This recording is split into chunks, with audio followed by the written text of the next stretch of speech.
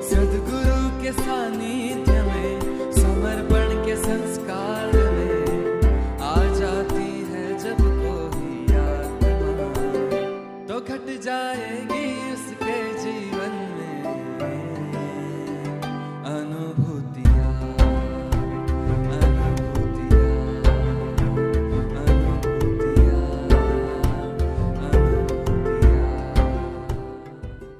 जय बाबा स्वामी। मैं गीता पटेल। मैं अभी प्रेजेंट में आनंद से हूँ और मैं जो जुड़ी हूँ समर्पण में तो तब मैं जलगांव में थी, और गुरु कृपा में जो भी कुछ अनुभव आए हैं वो मैं अभी आपसे शेयर कर रही हूँ। मैं जब जुड़ी 2007 में अहमदाबाद महाशिविर लाइव शिविर से मैं जुड़ी हूँ समर्पण से, और मेरा फर्स्ट एक्सपीरियंस कहूँ तो जैसे हम सामूहिकता को ढूंढते हैं या मानते नहीं हैं, घर पे ध्यान करने का रखते हैं, तो ये आपसे कहती हूँ कि सामूहिकता में ही हमारी प्रगति होती है, और अगर हमारा भाव है तो हमें सामूहिकता मिल जाती है। ये मेरा फर्स्ट एक्सपीरियंस था। 2007 में मैंने महाशिविर किया, तब मैं जलगांव से एक ही वहाँ उस शिविर में आई हुई थी, और कोई जलगांव में समर्पण ध्यान को मैंने कभी सुना भी नहीं था या कभी मैंने कुछ उसके बारे में जाना भी नहीं था।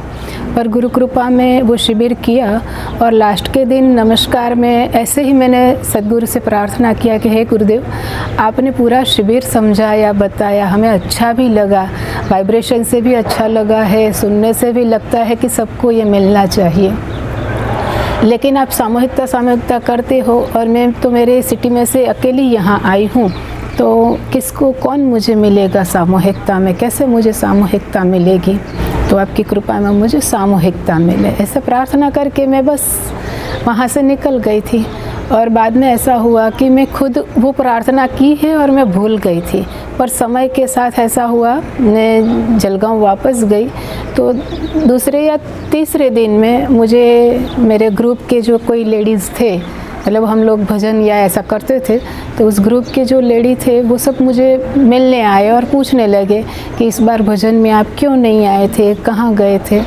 उसके बाद मैंने उनको बताया कि मैं ऐसा शिविर था और वहाँ पे गई थी 8 दिन के लिए, और ऐसा ध्यान है, इस तरह से ये ध्यान होता है। अच्छा लगा, और कुछ एक मैसेज मुझे वहाँ जो अहमदाबाद शिविर में साधकों ने दिए थे, वो स्वामी जी के लिखे हुए मैसेज थे, तो वो सब पूरा मैं लेकर के गई थी, सब जेरोक्स करवा के। तो वो भी मैंने उन लेडीज़ों को पढ़ने को दिया। 2 लेडी थे मेरे, 2 लेडीज़ थे घर पे आए हुए, तो उनको मैंने पढ़ने को दिया, और उनको इतना अच्छा लगा कि दूसरे दिन मेरे घर पे आए, बोले और अगर है ऐसे मैसेज तो हमें पढ़ने दो, हमें बहुत ही अच्छा लग रहा है, ये पढ़ के एकदम घर में जैसे शांति फील हो रहा था, वही घर है, वही बच्चे हैं, पर हमें अच्छा अंदर से लगने लगा है। फिर उन्होंने आगे बताया, ऐसे करते करते गुरु कृपा में मुझे 10-12 दिन में तो 15 लेडीज़ों की सामूहिकता मिल गई। तो ये अगर हमारी इच्छा है भीतर से कि हमें सामूहिकता में ध्यान करना है, तो आप जहाँ कहीं पे भी हो, जिस हाल में हो, गुरुदेव से प्रार्थना करते हो तो वो कहीं ना कहीं हमें सामूहिकता से जोड़ ही देते हैं।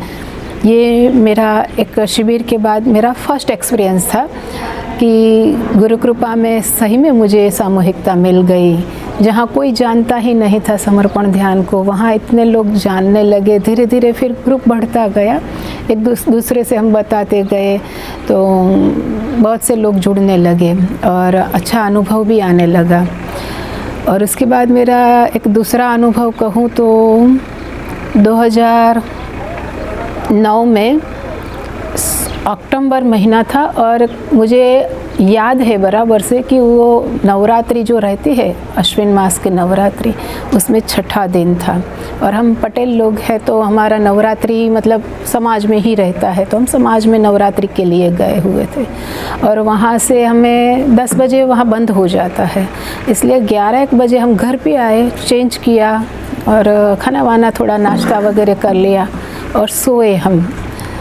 ऐसा गुरु कृपा में मतलब अनुभव ही मैं कहूँगी कि गुरु कृपा में ही मुझे प्रोटेक्शन मिला उस दिन, कि मैं 12 साढ़े 12 बजे तक सोई हूँ और मेरे हस्बैंड ने बोला कि मुझे जल्दी सुबह उठा देना, मुझे नासिक जाना है 4 बजे की ट्रेन से।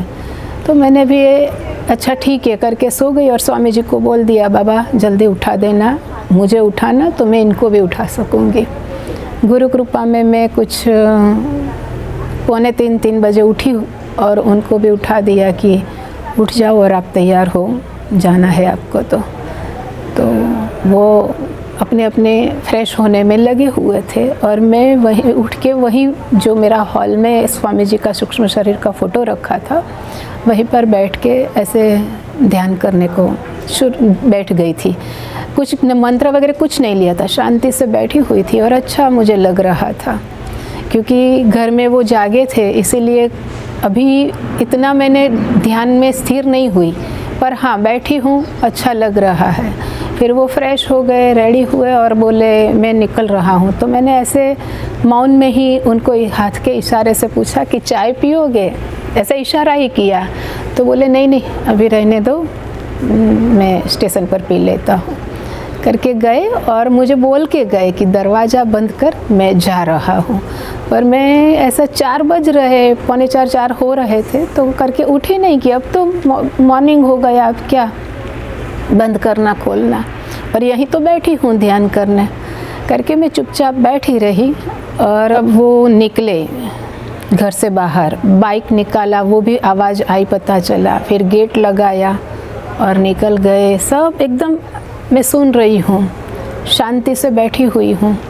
फिर पूरा शांत हुआ कि अब कोई डिस्टर्बेंस मुझे नहीं होगा करके मैंने गुरु आह्वान शुरू किया। और गुरु आह्वान करने के बाद मैं मंत्र ले रही थी और मंत्र जो हमारा है समर्पण का, ओम श्री शिव कृपानंद स्वामी नमो नमः। तो मेरा जैसे नमो नमः पूरा हो रहा था वैसे ही मेरे उस रूम में जहाँ मैं बैठी थी ध्यान करने, वहाँ गुरुदेव की आवाज़ गूंज रही थी। नमो नमः पूरा होता था और गुरुदेव का आवाज़ में सुनाई देता था, दरवाज़ा बंद कर ले, बाहर चोर है। ऐसा 1 बार हुआ, 2 बार हुआ, 3 बार हुआ, 6 बार कंटिन्यू नमो नमः पूरा हो रहा है और पीछे गुरुदेव का आवाज़ आता था, दरवाज़ा बंद कर ले, बाहर चोर है। 6 बार जब हुआ तो मैंने स्वामी जी के सूक्ष्म शरीर को ऐसे आंखें खोल के देखा भी और बोला भी क्या चोर चोर लगा है, आप हमें ध्यान में लो ना। मैंने फिर से मंत्र शुरू किया, ओम श्री शिव कृपानंद स्वामी नमो नमः। नमो नमः पूरा हुआ, फिर से स्वामी जी का आवाज़ आ रहा है, दरवाज़ा बंद कर ले, बाहर चोर है। ऐसा जो 9 टाइम हम बोलते हैं, हमारा जो 3-3 सेट है बोलने के मंत्र को, वो पूरा हुआ और हर बार स्वामी जी का वॉइस यही आवाज़ आता था, दरवाज़ा बंद कर ले, बाहर चोर है। पर मैं उठी नहीं और शांत चित्त होकर के ध्यान कर रही हूँ। कुछ 10-1 मिनट मेरे गए होंगे, 10-12 मिनट या उससे थोड़ा ज़्यादा टाइम ये कहूँ मैं, पर वो पूरा टाइम मैं बैठ नहीं पाई। और मेरे पीछे की तरफ रूम जो थी, बेडरूम और किचन साइड जो थी, वहाँ से ठक ठक की ऐसी आवाज़ आ रही थी। वो आवाज़ भी मैंने थोड़ी देर सुनती रही, कुछ किया नहीं, कुछ बोली नहीं, उठी भी नहीं देखने। फिर से वो आवाज़ बढ़ती जा रही थी। आखिर में हम लोग कच्छी पटेल है, तो मैंने हमारी कच्छी भाषा में ही बोल दिया। मतलब मैं समझी कि मेरे हस्बैंड वापस आए, कुछ भूल गए और वापस आए लेने के लिए, और पीछे की तरफ का दरवाज़ा ठुक रहे हैं। तो मैं ये करके अपनी ही हमारी लैंग्वेज में मैं बोली कि उधर क्यों पछाड़ रहे दरवाज़ा, इधर आगे आओ ना, खुला है। पर कोई फ़र्क नहीं पड़ा और वो कंटिन्यू आवाज़ भी आता रहा। फिर स्वामी जी की तरफ ऐसा गुस्से में ही मैंने जो स्कार्फ पहना था वो निकाल के आसन पे डाल दिया ऐसे, और बाबा को बोलते हुए गई, क्या बाबा संसारी है जिम्मेदारियाँ की, इतने सुबह सुबह भी हमें शांति नहीं मिलती है करके मैं जा रही हूँ बोलते हुए। तो एक जहाँ बैठी थी वहाँ से मैं बेडरूम की तरफ गई, तो बीच में एक विंडो हमारा पड़ता था, तो वहाँ से कोई गया, ऐसा मुझे भास हुआ कि वो कंपाउंड की वॉल को कूद के कोई गया है। पर ये बाहर का कोई है ये मेरा अंदाज बिल्कुल नहीं था, मेरी धुन की बस ध्यान और स्वामी जी में ही थी। और उस रूम में जा कर के मैंने लाइट ऑन किया और दरवाज़ा जैसे खोलने गई ना, तो बिल्कुल उसको हाथ लगाने से पहले तो वो कड़ी मेरे हाथ से नीचे पूरा गिर गया, जो एक ही स्क्रू में लटका हुआ था। और वो दरवाज़ा जो बाहर कोई भी था वो तोड़ नहीं पा रहा था। और ऐसे मैंने खोल के देखा दरवाजे को, लकड़ी का दरवाज़ा जो हमारे प्लाईवुड के दरवाजे रहते हैं वही दरवाज़ा था।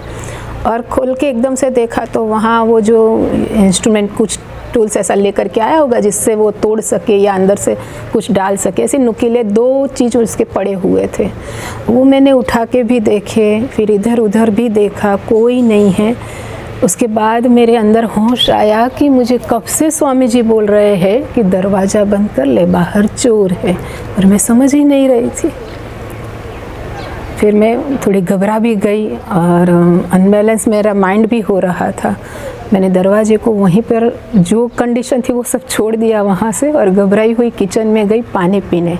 वहाँ पर ने लाइट ऑन किया और मेरे पैरों में स्क्रू जैसी कोई चीज़ टकराई। तो फिर से मैंने देखा उधर के दरवाजे को, तो वहाँ पे भी वही हालत थी। उस जो कोई बाहर से आया था उसने तोड़ने का कोशिश पहले किचन के डोर को किया, वो नहीं टूट सका, तो उसने बाद में बेडरूम के डोर को भी वो कर रहा था। पर तब तक मेरे स्वामी जी ने मुझे प्रोटेक्शन दे दिया, गुरुदेव ने, और मैं उठ गई, देखने भी गई। और ऐसे वहाँ पे भी वही कंडीशन थी किचन के डोर की भी, कि कड़ी को जैसे हाथ लगाया तो एक स्क्रू में वो लटक रही थी, वो कड़ी मेरे हाथ में आ गई और दरवाज़ा पूरा खुल गया था। फिर मैं घबराई हुई स्वामी जी के सूक्ष्म शरीर के पास गई और बहुत रोई कि मेरा परमात्मा मुझे कब से बोल रहा है कि दरवाज़ा बंद कर, बाहर चोर है। तो ऐसे हमें जो हमारे जीवन में समस्या आने वाली है, जिसका हमें कोई अंदाज भी नहीं है, ऐसे समय में भी हमें गुरुदेव प्रोटेक्शन देते हैं, हमें संभाल लेते हैं। तो ये मेरे जीवन का खास कह सकूँ ऐसा अनुभव है। वो सब मैंने वैसा ही रख दिया था उस दिन। रूम की सफाई भी नहीं की, दोनों रूम की। और रात को जब मेरे हस्बैंड आए तब उनको दिखाया भी कि देखो। और मेरे घर में सुबह 6 से 6:30 का अनुष्ठान होता था। तो साधक जब आए तब उन्होंने सबने देखा ऐसा अनुभव। मैंने शेयरिंग किया कि आज मुझे मेरे गुरुदेव नहीं होते तो शायद मैं लूट जाती थी, और घर में और कोई नहीं था, मेरा छोटा बच्चा था और मैं ही थी। तो इस हिसाब से गुरु कृपा में मुझे प्रोटेक्शन मिला। ये मेरा अनुभव है। जय बाबा स्वामी।